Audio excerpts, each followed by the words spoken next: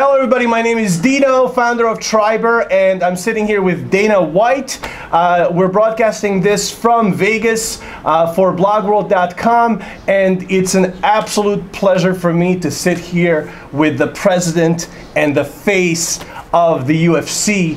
And the way UFC has been using social media is absolutely bleeding edge and very fascinating, and we're going to talk to Dana to get some insights into how he uses social media. So Dana, thank you for being here. Excellent keynote earlier. I want you to make a business case for Twitter. How do you use Twitter to actually lead your business?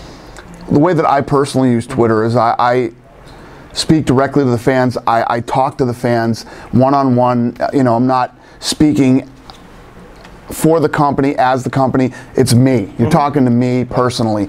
And that's the way that I like to do it. But what Twitter does for me, as far as the night of a fight, right, which is different than anything we've ever done in the history of the company, is you always have problems. Things are always going to go wrong. You know, I've had situations where people's seats were blocked by a camera, or pay-per-view goes down in Indiana. A laundry list of things that I wouldn't have known till Monday, but because of Twitter, I can handle it that night, get everything taken care of, make sure that everybody has a good experience.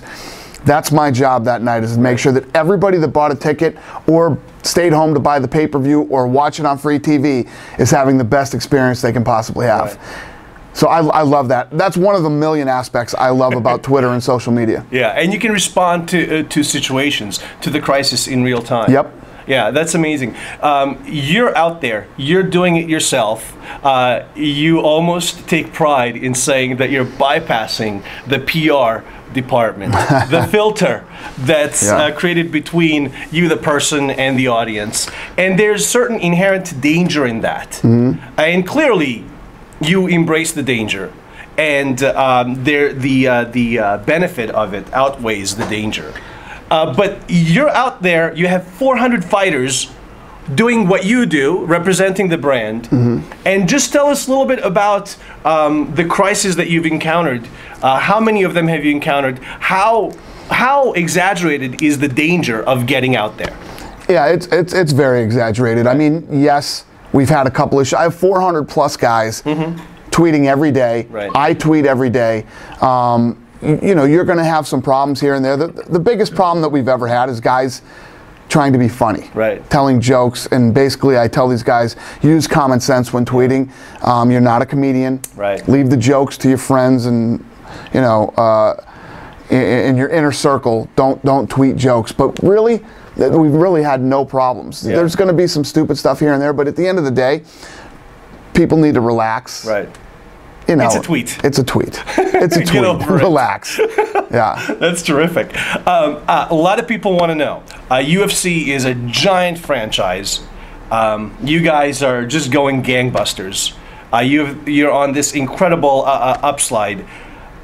Are you going to go IPO? I never say never, but I'd have to say never. I don't think we. I don't think so. I don't think we do it.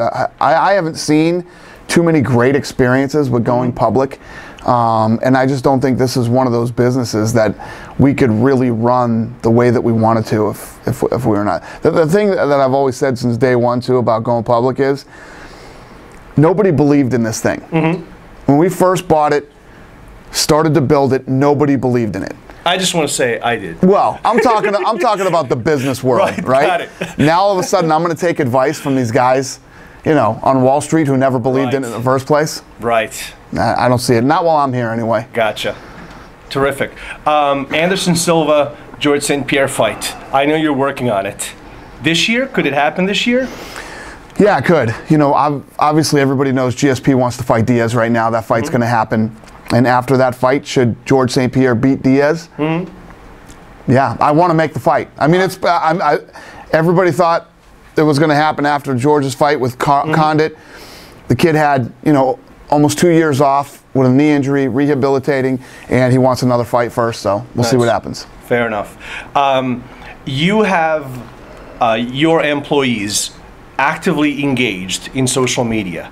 And I know this is not a fair stereotype, but if general population was to imagine the worst type of person to represent your brand, that would be a fighter, because they're perceived as brutes, which they're not. Right. I know this, but there's you have a lot of your employees actively engaged, getting out there, representing your brand, and there's a certain amount of training that they have to go through in order to just to know what tools to use, how to use them, and how to represent themselves. Like you said, don't try to be funny. You're not a comedian, right? So tell us a little bit about the training that these guys go through for social media. Yeah, well, it's not as hard as you would think. You know, and not only do I have 400 plus fighters, but when you say my employees, my actual employees inside the company are all on Twitter too. Right. And obviously you got to educate them on how to use Twitter, how to do this, how to do that, as far as using social media goes. And then it's all about using common sense. Right. And I'm very lucky in that I'm not dealing with stupid people here. Yeah. Yes, we have 400 plus fighters. Most of these guys are college educated. Right. Very smart guys, guys who not only are they representing the UFC and the sport, but they represent themselves in their own brands and their own business. For instance, like Anderson Silva. Anderson Silva has 3 million followers on Twitter. When he's done fighting and he moves on to the next chapter of his life, those 3 million fans are going to go with him into the next chapter. So he's not just representing us in the sport, he's representing himself, and his family and whatever he decides to do when fighting is over. Right.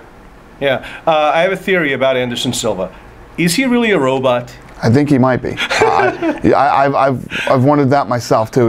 He's an amazing, incredible athlete. And, mind-blowing. Yeah, he really is. Mind-blowing. Doesn't get the credit he deserves, in my opinion. Yeah, he is just incredible. Yeah. Dana, this was a dream come true.